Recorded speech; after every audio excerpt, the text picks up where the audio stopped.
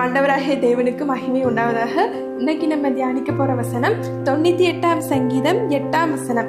வசனம் என்ன சொல்லுதுன்னா, கர்த்தருக்கு முன்பாக ஆறுகள் கைகொட்டி பர்வதங்கள் ஏகமாய் கம்பீரித்து பாடக்கடவுது. இந்த வசனத்தை நம்ம பார்க்கும்போது ஆறுகள் எப்படி கைகொட்டும், பர்வதங்கள் எப்படி கம்பீரித்து பாடும் நம்ம யோசிக்கலாம். ஆனா அந்த வசனம் ஒரு உவமையா சொல்லப்படுது. ஆறுகள் கை கொட்டாது. அதாவது நீங்க ஆறுல தண்ணி ஓடுறத பார்த்துப்பீங்க. அந்த தண்ணி போகும்போது ஒரு சலசலப்பு சவுண்டு கேட்கும். அந்த சவுண்டு தான் என்னது, கை கொட்டும் அப்படின்னு சொல்லப்படுது.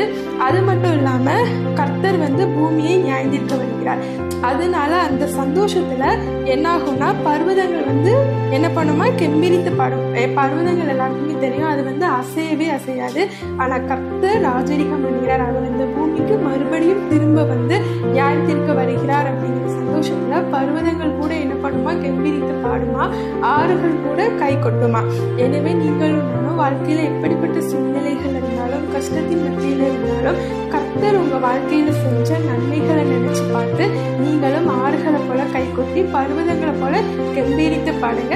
கர்த்தர் உங்கள் வாழ்க்கையில் மிகவும் நல்லவராகவும் நன்மை செய்பவராகவும் இருப்பார். கர்த்தர் தான் இந்த வார்த்தைகளை ஆசீர்வதிப்பாராக. God bless you all.